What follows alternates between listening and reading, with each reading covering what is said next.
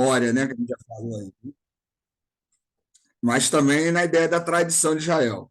Semana passada eu trouxe a perspectiva mais crítica, né, que tentava analisar o texto de maneira mais fria, né, sem,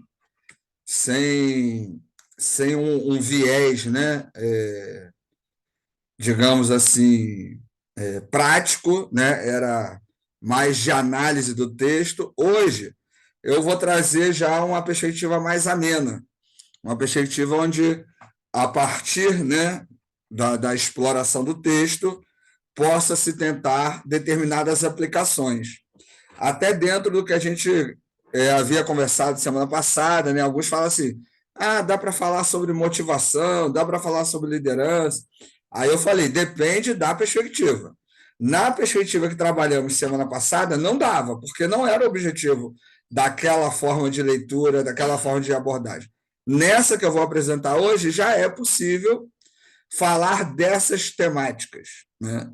Então, só para deixar bem claro que a maneira como vamos tratar o texto bíblico vai depender da maneira como abordamos, né? Da nossa plataforma hermenêutica, né? Então, hoje, a gente vai estar dentro aí de um viés mais doutrinário, um viés aí mais fundamentalista em relação à análise desse texto.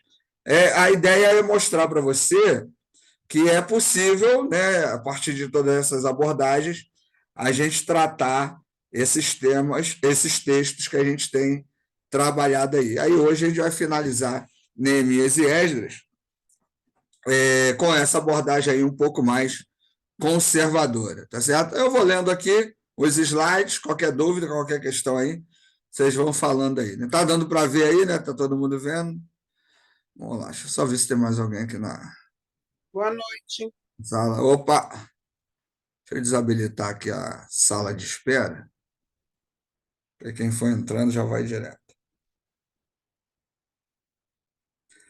Então vamos lá. Então, ó, Neemias e Esdras, né, uma visão crítica aí dos livros. Os livros de Neemias e Esdras são relatos históricos de grande importância para o estudo do judaísmo da época do pós-exílio. Nesta apresentação, faremos uma análise crítica dos textos e exploraremos suas lições e ensinamentos relevantes para os dias atuais, né? Quando coloca aqui a ideia de crítica, não é na perspectiva que a gente fez na semana passada, tá? É crítica porque separa alguns pontos, mas vai ver que a ideia é bem mais tradicional, bem mais conservadora, bem parecida com o que a gente costuma ver nas revistas GBD, né? E na maioria dos textos que a gente tem por aí, né? Então, a introdução aí a esses dois livros. A história, né? Os livros de Neemias e Esdras foram escritos após o exílio babilônico e fornecem informações importantes sobre o período do Segundo Templo. O significado desses, os livros destacam a importância da restauração da nação judaica, incluindo a reconstrução das muralhas de Jerusalém e a restauração da adoração a Deus. O propósito dos livros, os livros relatam a história dos personagens Neemias e Esdras, que lideraram o povo judeu no retorno a Jerusalém e na reconstrução da cidade. Uma coisa que era muito importante na religiosidade do Antigo Testamento era a questão do templo. Por quê? Quando o primeiro templo foi construído, a ideia é que o templo era a morada de Deus, né? Isso fazia parte da mentalidade, né, da construção religiosa dos judeus no Antigo Testamento. Então, o templo foi destruído a primeira vez, depois ele foi construído de novo, reconstruído, e depois ele foi destruído de novo. Com a queda do primeiro templo, surgiram as sinagogas, que era o local de estudo. Com a reconstrução do templo, ficou a sinagoga e o templo. Na mentalidade do judeu, o templo era a morada de Deus, né? Isso a gente já até comentou várias vezes aqui, em outras aulas, que essa mentalidade persiste até hoje no imaginário cristão, como se Deus morasse na igreja, né? Você está indo para a igreja? Ora por mim lá. Como se você não pudesse orar pela pessoa ali, né? Nós cristãos acreditamos que Deus está em todo lugar, né? Então, a oração que eu faço na cozinha da minha casa é a mesma oração que eu faço no templo lá da igreja. Não tem lugar santo para orar, né? Porque Deus está em todo lugar. Mas, E o na banheiro vale? Alô? No banheiro também, vale? Vale, vale. Esse comentário jocoso vale em qualquer lugar, né? Deus nos ama porque ele está em todo lugar. Então a gente tem que tomar cuidado com o que faz em todos os lugares, entendeu? Você pode estar lavando louça, você pode estar dirigindo o carro, entendeu? Você pode estar limpando o banheiro, né, e estar orando, falando com Deus que ele vai te ouvir de qualquer forma. Essa mentalidade de lugares santos é algo muito específico do Antigo Testamento, né? A gente vê que as pessoas levantavam altares, consagravam aqueles lugares a Deus, ou a uma divindade lá, que não fosse Deus, e ali aquele lugar se tornava santo. E é interessante que o Novo Testamento vai mudar essa perspectiva.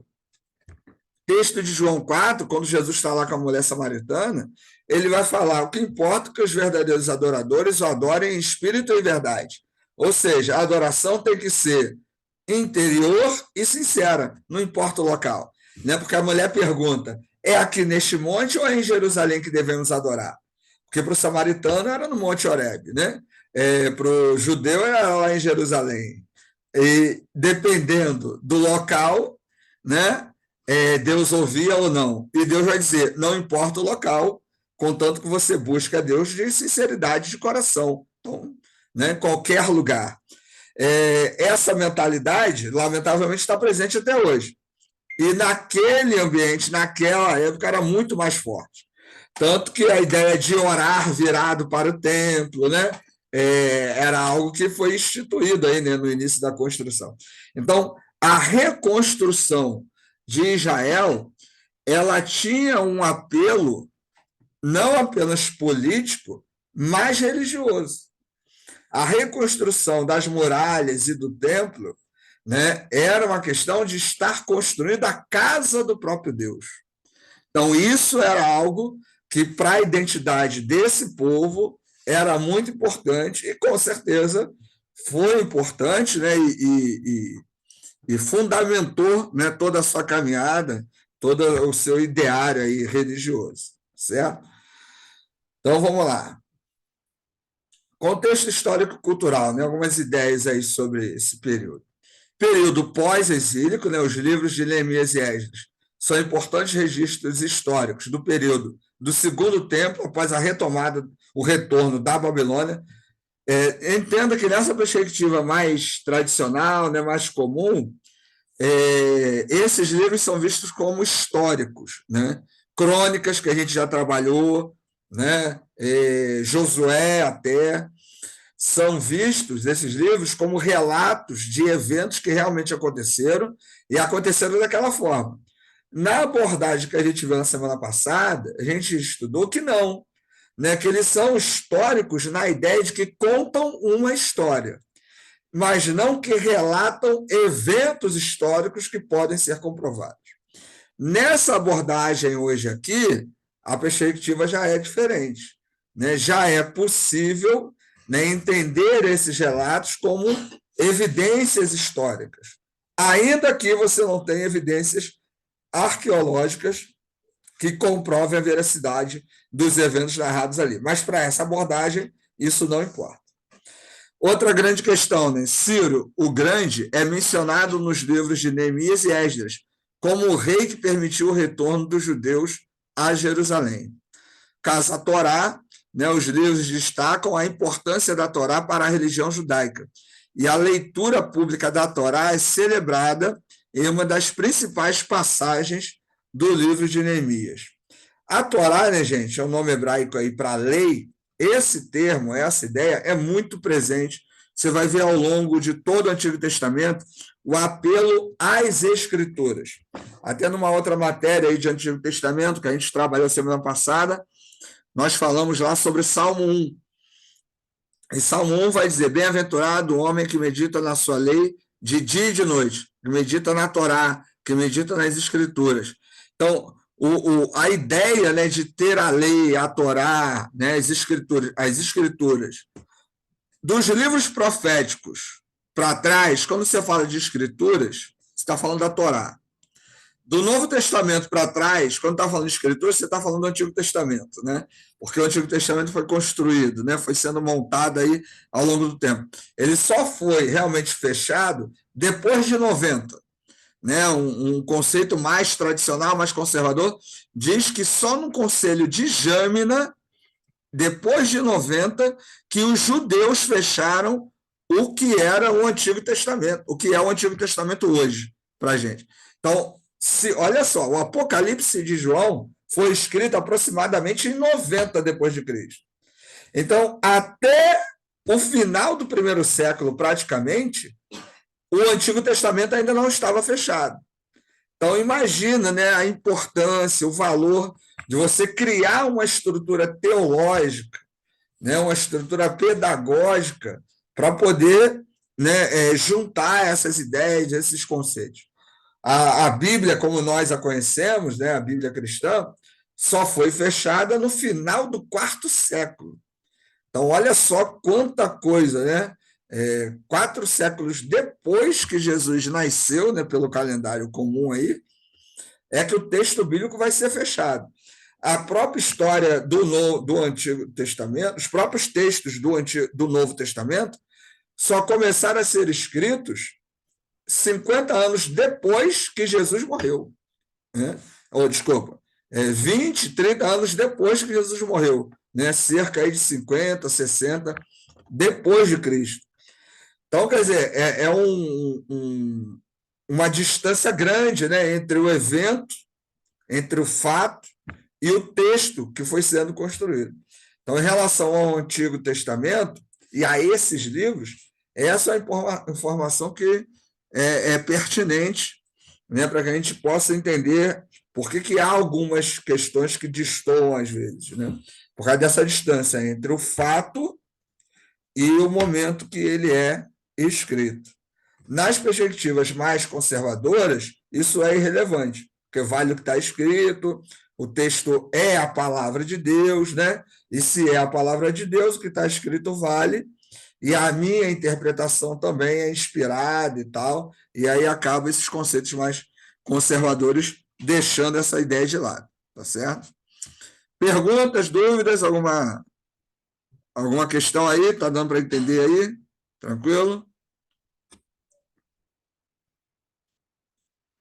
Então vamos lá. Sempre que eu trago, eu trago porque tem que trazer, né? Porque tem que apresentar todas as abordagens. Mas vocês percebem o seguinte: sempre que eu trago um texto ou uma apresentação, né, algum material mais tradicional, mais conservador, não há dúvidas, né? Não há nada. Por quê? Porque você ouve isso desde criancinha, né? Então é o que a maioria das pessoas continuam repetindo. Então, por isso que vale a pena a gente até, às vezes eu gasto mais tempo em materiais, né, que vão trazer uma metodologia diferente, né, uma abordagem diferente, porque o que é comum todo mundo conhece, né? E aí fica aí essa coisa aí de repetir mais do mesmo, né? Vamos lá, análise crítica aí dos livros. Crítica na ideia de estar separando, né? Mas já percebe que não há muita, não é aquela ideia de como da semana passada. Né? Comparação textual. Os livros de Esdras e Neemias compartilham muitos detalhes históricos, incluindo a reconstrução do templo e a relação com os povos vizinhos. Foco narrativo, né, o livro de Esdras se concentra na restauração do templo e da adoração a Deus, enquanto Neemias destaca a construção das muralhas de Jerusalém. Né? A partir disso, nessa perspectiva, tenta-se tirar algumas ideias, alguns ensinos. E aí a questão da liderança, que até alguns de vocês falaram na semana passada, nessa abordagem é possível falar sobre isso. Né? Nessa abordagem é possível inserir ideias aqui. Né? Sim? Fala. No caso do livro de Neemias, ali você colocou que ele destaca a reconstrução das muralhas, mas também houve uma reconstrução social ali, né?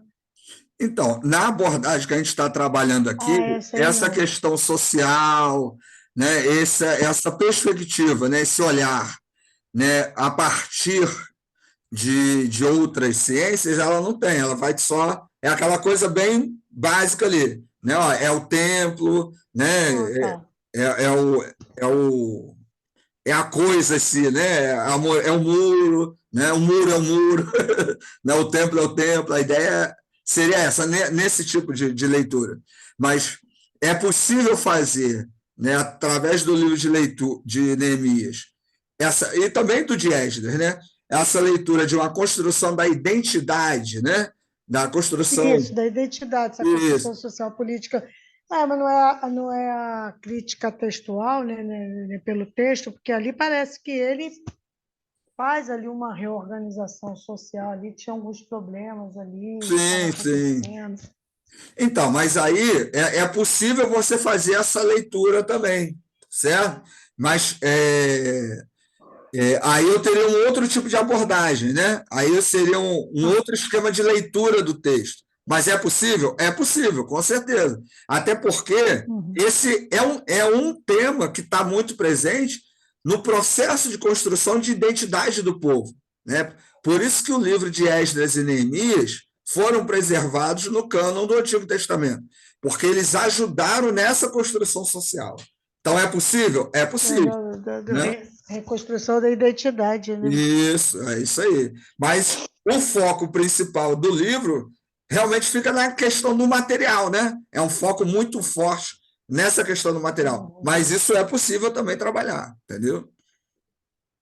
Isso. Porque até a proposta é trazer a crítica para os dias de hoje, né? E eu acho que hoje o cristianismo está precisando resgatar a sua identidade mesmo, né? Ah, sim, seria. Mas eu faria o seguinte, né? Por exemplo, pensando numa ideia de identidade cristã, Ricardo Luiz de Freitas, eu não usaria esses livros. Eu acho que seria legal usar o Novo Testamento, que aí eu tenho textos mais diretos sobre o tema, né? Eu não precisaria fazer tantas ligações, tantas inferências ali no texto. Né? Quando a gente, por exemplo, um texto que é muito bom e muito tranquilo de trabalhar sobre identidade cristã é o das bem-aventuranças, tanto de Lucas como de Mateus. São textos excelentes. Os textos do fruto do Espírito e fruto da carne, lá em Gálatas 5:20, né? A partir de Gálatas 5:20. São textos que dá para falar sobre identidade cristã, construção, né? Da identidade cristã. São textos bem mais diretos, né? As cartas pastorais, né, falam bastante sobre isso. Então, não, ao meu ver, seriam textos mais objetivos sobre esse tema, entendeu? Ok. Então, vamos lá. Aí falei da liderança, né, que é uma das possibilidades, né, dentro dessa perspectiva. Os personagens Neemias e Esdras são exemplos de liderança, coragem, perseverança na condução do povo judeu. Eles enfrentam problemas, né? Enfrentam dificuldades. Eu já ouvi muitas mensagens, né? Sobre os sambalates, sobre os. Esqueci o nome lá dos perseguidores lá. Não, porque tem um sambalate aí na tua vida. Né? Aí o pessoal vai usar o nome dos inimigos lá de Neemias, né? Como exemplos, né? De perseguições. Tobias, Sambalate. Aí Tobias e Sambalates da vida. aí coloca lá o nome do cobrador de São Balarte, das um monte de gente. Assim, são ideias que são possíveis de trabalhar. Já ouvi que tem professor Sambalate. A minha esposa aqui se metendo, aqui, tá falando que tem professor Sambalate querendo jogar em direta para mim, né? É demais, né? Fica aí, mulher, cala-te. Por isso que Deus está tirando a voz. Está ela rouca aqui, ó. Deus está tirando a voz por causa dessa ousadia de falar contra o ungido do Senhor. Aí, nessa perspectiva de liderança, né, desculpa, nessa abordagem bíblica, é possível usar Neemias e Esdras como líderes. Mas o que eu falei na semana passada, né, até falei agora há pouco com a Jaziel. Se eu quisesse falar de liderança cristã, o que seria legal? Usar o Novo Testamento, né, porque é o texto direto para isso. E aí você não precisaria ficar fazendo essas alegorias, né? Como usar os inimigos, né, da liderança cristã de Sambalate. É claro, né, por que muita gente acaba usando o Antigo Testamento? Tinha o Porque tem uma Tobias também. metodologia de estudo específica, né, diferente, mas também os exemplos são mais, parece que é mais concreto, né? Parece que os textos do Antigo Testamento são mais concretos, mais objetivos. E aí muita gente vai acabar alegorizando esses textos por causa disso. Fala, Francisco. Fala, Francisco. Ô, professor, Ah, tem também tem um tal de Tobias, o Amonita, que era amigo de Sabalat, né? Ele se une, não é? então, Isso tudo, professor, já aproveitando, uma ocasião aí, eu trouxe um estudo sobre liderança, aquilo que a gente falou. E aproveitei todas as causas do texto, que o texto fala da verba, fala do motivo geográfico, e tudo isso no estudo a gente traz na liderança. E até mesmo a oração de Neemias, ó, e quando Neemias também incentiva o povo, que veio da motivação, que alguém falou semana passada, sim. motiva o povo, porque o povo estava bem caído mesmo espiritualmente, e Neemias, com a coragem dele, contando o seu testemunho de tudo, ergueu aquele povo para o trabalho. Então, esse teu estudo é fruto desse tipo de abordagem, dessa abordagem Isso. mais tradicional, mais conservadora, né? Numa outra abordagem, Neemias não seria o personagem ideal para se falar de liderança cristã. Que aí você falou da oração aí. Gente, pensa o seguinte: a oração cristã é igual à oração judaica? A oração que é feita no Antigo Testamento é feita igual a oração que Jesus ensina a gente fazer? Vocês já pararam para analisar isso? Não é. O Deus do Antigo, né, ele tem perspectivas muito mais ligadas à retribuição, né, do que a ideia da graça, no geral. Tem sacrifício, tem oferta, né? Apesar que os profetas batem nessa ideia, mas é muito aquela ideia de que, olha, Deus, eu vou fazer isso, e aí o Senhor faz isso. Né? Até personagens sem muita intenção, sem muita maldade, geralmente agem nessa ideia da troca. Né? Os profetas vêm bater nisso direto, mas já parou para analisar depois? Faça uma comparação entre os textos onde há oração no Antigo e a oração que Jesus ensina a fazer. A própria oração que Jesus ensina a fazer, né, que foi chamada de Pai Nosso, ela é um combate aos rituais judaicos de oração. Que os rituais judaicos eram assim: Deus, obrigado por ser judeu, obrigado por ser homem, obrigado por não ser mulher, obrigado por não ser pecador igual aquele ali. Senhor, eu fiz isso, eu fiz aquilo, não sei o quê, não sei o que lá. Eram orações extremamente individualistas. Né? Isso é algo assim, muito diferente da oração do Pai Nosso. A oração do Pai Nosso começa com nós, né? O Deus cristão é o Deus do coletivo, é o Deus do nosso, né? O pão nosso de cada dia nos dá hoje, não é o meu pão, né? Socialismo aí, ó, tá repreendido. Socialismo não, irmão, isso é Bíblia, entendeu? Socialismo está na Bíblia. Capitalismo do diabo, irmão. Eu vou falar a mesma coisa que eu falei pro André. Deixa eu ser liberal em paz, pelo amor de Deus. Olha aí, tá vendo? Vocês xenofóbicos, nazista e liberal. Meu irmão, tá destinado ao mármore do inferno. Já dizia lá. O outro também. Fala aí, Alexandre. Não, o senhor estava falando sobre as orações. A oração mais bonita do Antigo Testamento, que eu acho, ao meu ponto de vista, é de Ana, né, no templo, né? Ela fala que é o Deus que enriquece, é o Deus que empobrece, e vai embora. Está no 1 Samuel, capítulo 2. Sim. Então, mas olha só, onde que ela faz a oração? No templo. No templo. Né? Num local, né? A ideia do Antigo Testamento, o lugar de orar é no templo, porque Deus mora no templo. Né? Então, assim, existem perspectivas muito diferentes. Isso é legal a gente parar para perceber. Né? Então, você quer ensinar o novo convertido a orar. O que você vai mostrar para ele? O Novo Testamento, né? Porque a gente é cristão.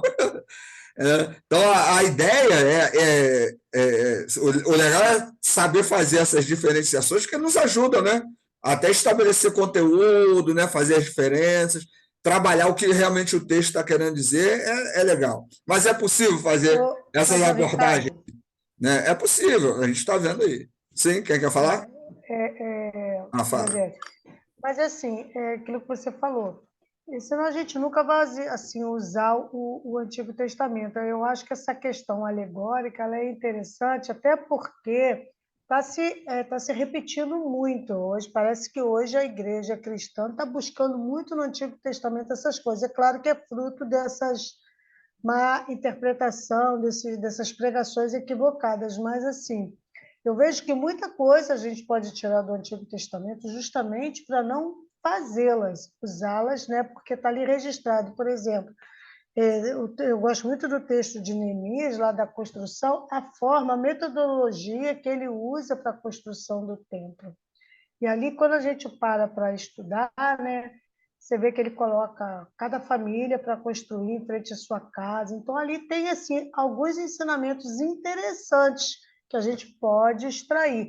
Então, eu acho que o Antigo Testamento, usado de uma forma exegética correta, mesmo que não aborde aquele assunto, igual você falou, a questão da liderança, mas você tem como extrair alguma coisa assim para liderança. Assim, eu vejo muito de liderança em Neemias, assim, a forma, planejamento, a questão, antes de construir, ele foi andar sobre os escombros para verificar o que tinha que fazer. Então, assim, tem alguma coisa que dá para você tirar assim, de importante para Não vou dizer que não dá.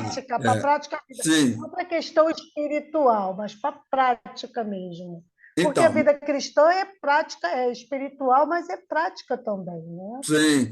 Então, não vou dizer que não dá. Eu até estava comentando na outra aula com o pessoal ontem na minha igreja, eu O preguei grande sobre Caim e problema Abel. é a exegese, né? Que o pessoal faz muito errado, mas tem coisas que dá para você extrair de bom mesmo. Então, mas olha só, né? Como eu estava falando, pregar dá, né? Com certeza. Eu mesmo prego, né? Ontem na minha igreja eu preguei sobre Caim e Abel, né? Sobre o texto lá do Antigo Testamento. Só que, por exemplo, o que você falou aí, eu tenho em qualquer manual de liderança. Então,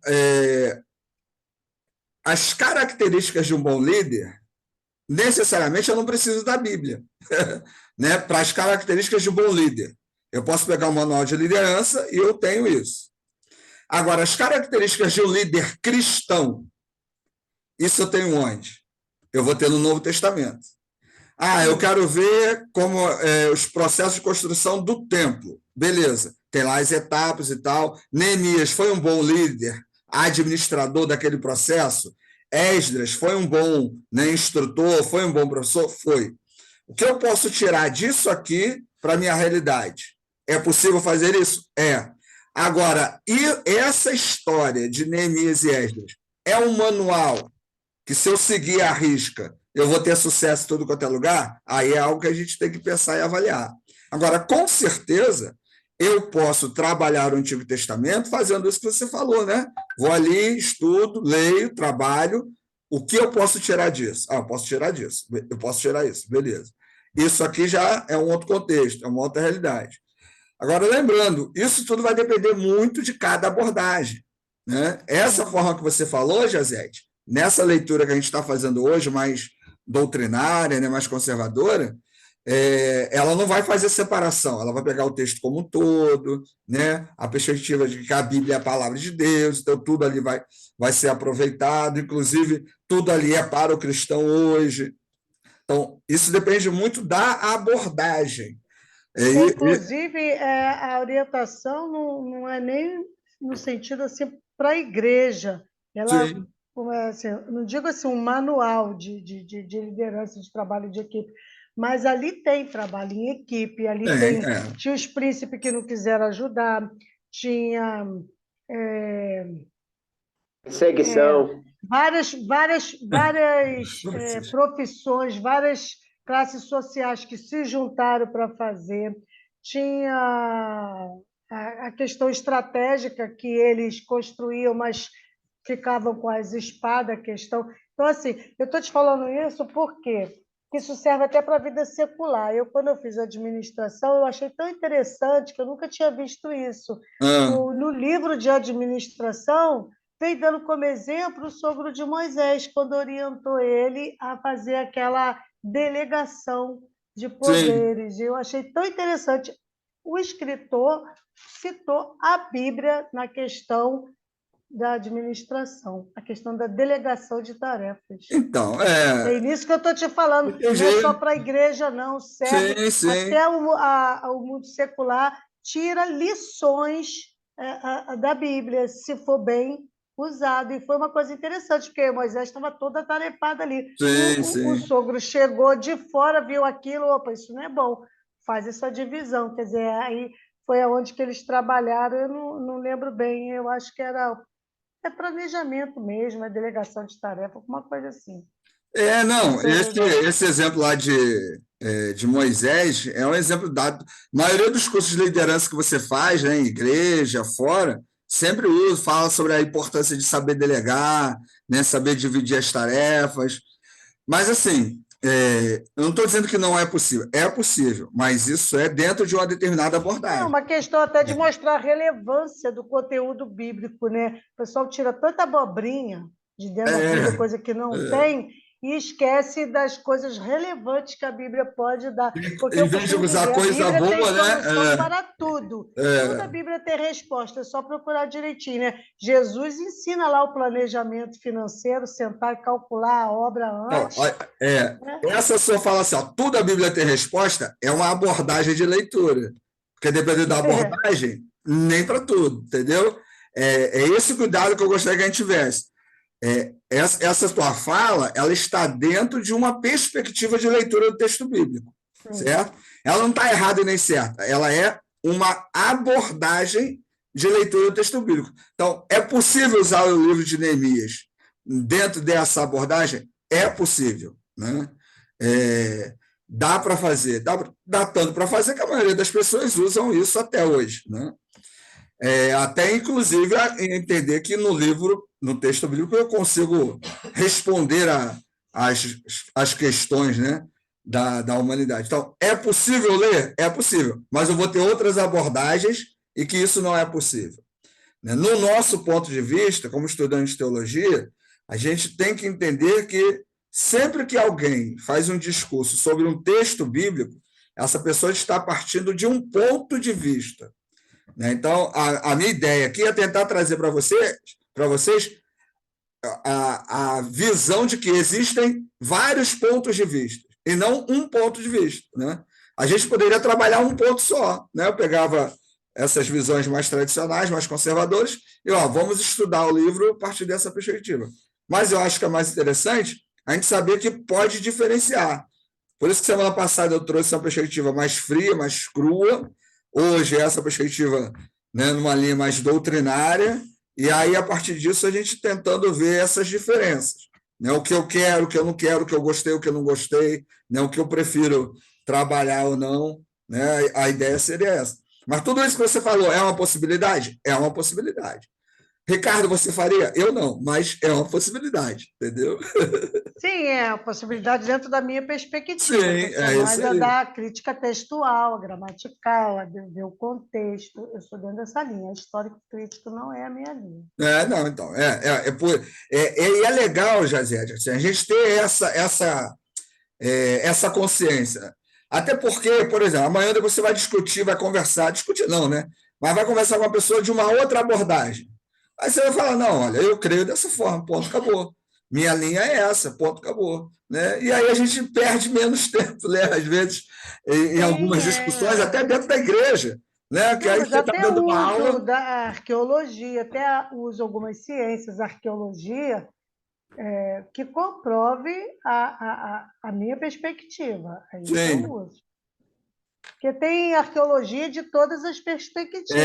Também. Tem que não comprova, eu fico com as que comprovam. É isso aí, também é isso. É isso que é legal, é isso aí. Não tem tem um arqueólogo que é adventista aí, que é famoso aí? Sim. Eu esqueci o nome do cara. É o Rodrigo Silva. Esse cara aí. ele tem prova de tudo, né? Ele é arqueólogo, é doutor, né, e tal. Os vídeos dele, ele tem prova de um monte de coisa que aconteceu lá. Não, nem tudo, ele não tem prova, ele não tem prova da arca, ele diz que não, até hoje não acharam. Muita coisa ele fala que Não, eu sei, mas assim. ele vê algumas de estudo de outras pessoas, mas assim, por exemplo, da arca ele não confirma. Várias pessoas perguntam a ele, não, disseram aí que acharam e tal, mas não foi achado. Tem muita coisa Mas, que ele de fala. maneira geral, ele apresenta muitas confirmações. Sim, Né? É isso que eu quero dizer. já. Então, assim, se você lê os livros dele, lê o material dele, você vai vendo a linha. Eu Você acho interessante você ver no hebraico, que é a tradução do hebraico. Aliás, nessa questão, você falou que pregou de Caim e Abel, da tradução do hebraico aí. Esse dia eu estava vendo um estudo que falando sobre a questão de Adão, quando Deus cobre ele de pele. Né? Aí o estudo fala que esse negócio não é pele de animal. Lá é pele. A tradução do hebraico é pele, pele, pele. Deus colocou pele, porque ele não tinha pele. Aí ele deu a explicação dele lá. O que tu acha? Eu acho estranho. Não, primeiro que tu não acha nada, é que tu acha que aquilo já nem aconteceu. Já começou eu por aí. Eu ia falar, primeiro que ele nem existiu, entendeu? Então é irrelevante.